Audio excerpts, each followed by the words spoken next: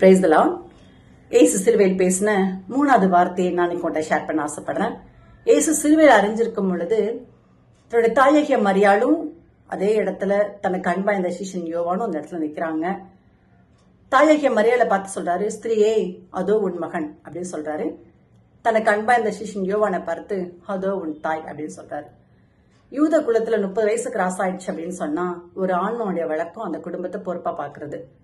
தான் போன பிறகு தன்னோட அம்மாவை யார் பார்த்துப்பா, அவங்களோட தம்பிமார் இருக்காங்க அவங்க பார்த்துப்பாங்க அப்படின்னு சொல்லி விட்டு போகாம, ஒருவேளை அவங்க தம்பிமாருக்கு 30 வயசு கிராஸ் ஆகாம இருந்திருக்கலாம், அல்லது பின்ன வரும் நாட்களை பார்த்துக்குவாங்க அப்படின்னு சொல்லி அந்த இடத்துல அவர் நம்ம பிதாவோட சித்தத்தை செய்யதான் வந்திருக்கோம், நம்ம வேலை முடிஞ்சிட்டு அப்படின்னு அந்த இடத்துல அவர் நிர்விசாரமா காணப்படாம, ஒரு மகன் என்ன செய்யணுமோ என்ன பொறுப்படுத்த குடும்பத்தை பார்க்கணுமோ அந்த இடத்துல யோவானை பார்த்துக்க சொல்லி அந்த பொறுப்பை கொடுக்கிறாரு. நம்ம அநேக நேரங்களை தவற விட்டுருந்தோம் இந்த மாதிரி காரியங்களை.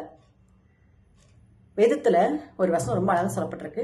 வாக்குத்தத்தமுள்ள முதலாம் கற்பனை என்ன அப்படின்னு சொன்னா, உன் தாயும் உன் தகப்பனையும் கன பண்ணுவையாக. நம்ம ரொம்ப நாள் நல்லா இருக்கணும், நம்முடைய வாழம் நீடித்திருக்கணும் அப்படின்னு சொன்னா நம்முடைய தாயும் தகப்பனையும் கனம் பண்ணணும்.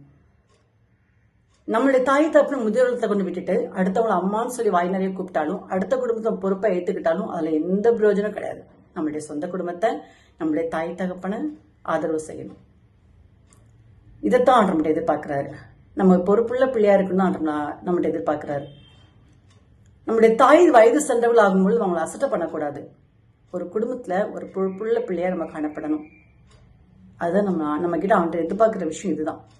நம்ம பொறுப்புள்ளவங்களா இருக்கிறோமா, நிர்விசாரமா இருக்கிறோமா அப்படின்னு சொல்லி நம்ம நிதானி தருவோம். ஆமென். God bless you.